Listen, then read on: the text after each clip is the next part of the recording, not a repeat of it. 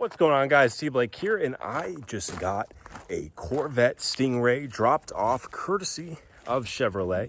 We're gonna check it out. I just got done driving it, drove it nearly 1,000 miles over the week. I hope that's okay. And I got a really good impression and feel for this car. Now, my review is gonna be like an everyman review, so to speak, right?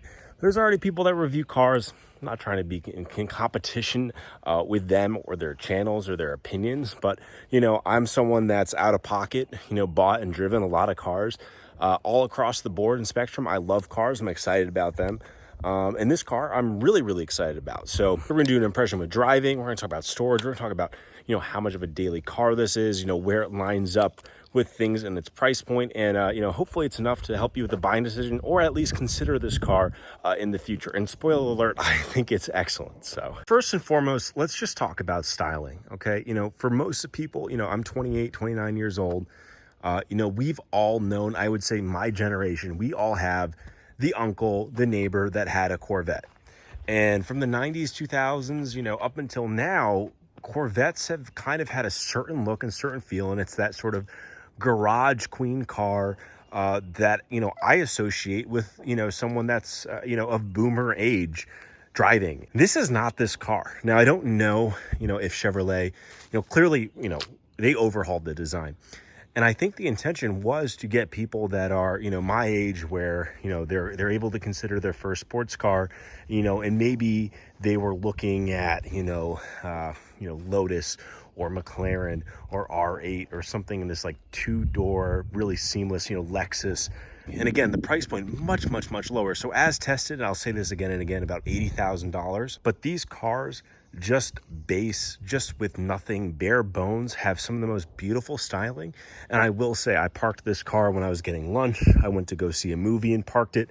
I'd never gotten more questions, people taking, photos in front of it. I had people leaning on front of it to take a photo, whatever, just gonna let that, some people do that, I guess. It is a drop dead amazing car. Now, again, we just got back from New Jersey. That was almost a 600 mile round trip. I only saw one other of these on the road. So I don't know if they're, garage queens still, and that's who's buying them. But this car was great. 6 hours in the car. The seats were very comfortable. I love, again, the styling. I'll talk about this more in the driving experience. But, when you're doing the grand touring, it is the car you want to be in when you're grand touring. And when you want to go fast, there's the option to have it go fast, really get it more responsive, really have the long pulls between gears, great downshifting, everything else. And then when you're stuck in traffic, you're getting great gas mileage and it's super comfortable. So we'll get into driving and interior, but I cannot say enough good things about this car. And again, this is something that I wasn't paid for, I wasn't compensated for, I wasn't expected to post. This is a car that I took with no expectation other than just to drive and try it out. And, I really do think it's worth the content. Now, when it comes to storage, there's a generous amount of room. I wouldn't say anything crazy. You could maybe fit 2 carry-on items, carry-on size suitcases, maybe in there. I will say there's quite a lot of room on the passenger side. So you'll see that footwell there. You have plenty of room. So on our way down, we just got back from New Jersey. We were able to fit quite a lot between the front and then also the back here. So I went to Brimfield Market. Now this is where the top storage would go. Again, you can see right into the engine. There's no, shield or anything over there. You're right into that engine. So I was able to fit a bunch of stuff I picked up from Brimfield. We brought back some bagels from New Jersey and some cream cheese. I got to bring those into the house. So between the trunk storage there, assuming you're not fitting the top that is removable here on the Stingray and the front, you have more room, I would say, than most cars of this caliber. We are driving the Corvette. One of the things you'll notice on the dash there, the V4. So this car is a V8, but depending on the mode that you have it in, and depending on how you're traveling, foot on the accelerator, that sort of thing, it'll go into a V4 mode. So only using 4 out of 8 of these cylinders. And the consequence of this is great gas mileage, which is one of the things that I think surprised me the most with this car. I drove this car over 1,000 miles. Sorry, Chevrolet.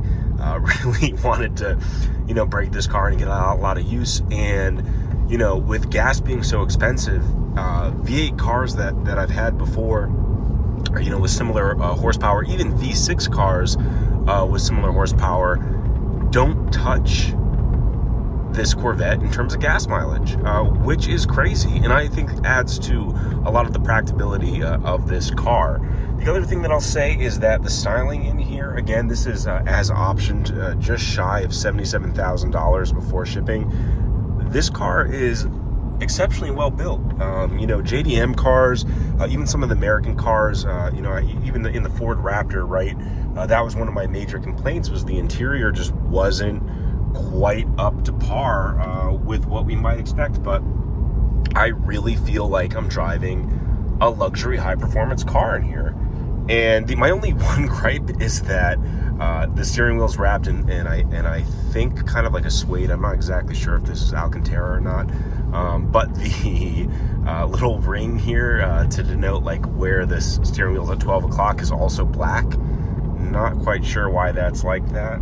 Other things I really like is this Z mode here, and you can see that I've made the engine sound loud. I've added the steering to be a little bit more firm, but we have the engine shift and suspension all on touring mode. So I'm getting a lot of the sports sound, the sports, rev.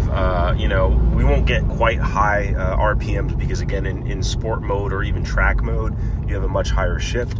But you get all the perks, that high gas mileage, everything else, with the roar of the V8. This is a mid-engine car. Engine's right behind me. Excuse my sunglasses, which I unfortunately snapped right before filming this video. So you got the engine right back there. So you got that little portal into the back there where you can see everything that's going on. And I'll get outside the car and talk about it a little bit more. But in terms of driving experience, again, this is coming from someone that just got out of a 2022 Audi R8. The sunglasses look wild. I had an R8, I had an RS7. I've driven high performance V8, high performance V6. This car handles well. This car has a lot of get up and go, and you can option it out. 3LT.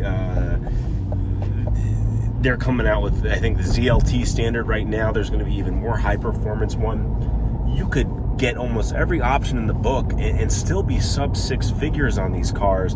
And at that point, even coming from someone, you guys know me, I've been driving Audi for a while. I don't know why I'd cough up another 80 grand to get into an R8 or a McLaren 570. At that point, you're kind of buying for the vanity because, like I said, the interior in this car, this isn't even fully equipped in terms of all the options and interior options you could get.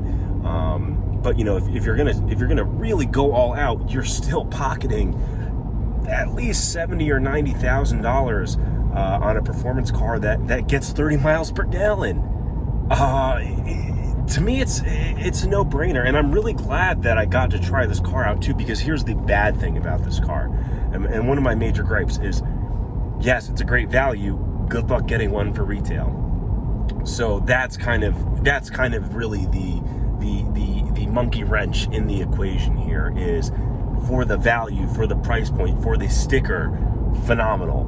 Good luck getting one for sticker. Now, I think that's going to change, and when it does, this is going to be a serious contender. And again, this is 2LT trim, the Stingray 2022, as options, 77 grand. I could have, you could really go all out.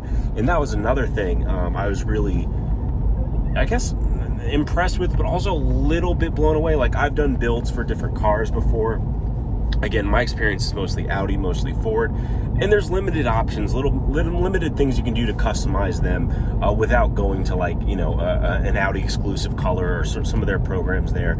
And for that reason, I was blown away with how much you could customize this car. I mean, interior, exterior options with paint, and I mean, if there wasn't 70 different options I could customize this car with, there wasn't one, and that's probably on the side. Again, I love these crazy sunglasses, but you know what? They're doing their job. I just really think if you're one of the guys where You know, and you know, I'm gonna do a video review on a Kia Telluride and why I got one over a Range Rover or Land Rover, and I already can see someone in the comments, you got it because you couldn't. Like, trust me, guys. Like, as someone that could have the choice to be spending the extra money on an R8 or a McLaren, I really don't think I could justify doing it having driven one of these. And I think there's a Z06 or Z capital 06. Again, forgive me, I'm not a Chevy guy, I'm not going to pretend, but I do know that that is their highest performance model for this car, and I think that gets 0 to 60 sub 3 seconds. It's going to pump the horsepower up over 500. Again, I don't think the specs are out because the car's not in production yet, but like, I don't know, why wouldn't you go after that? And last thing I'll say too, now we're in that price point just under 6 figures, right? So now we're looking at Shelby Cobra, that sort of thing. Listen, I just was in a Shelby Cobra, a GT350, you know, with a close to $100,000 sticker price. Inside, just, it doesn't have the same luxurious feel that this car had. And again, I love that everything's pointed towards the driver.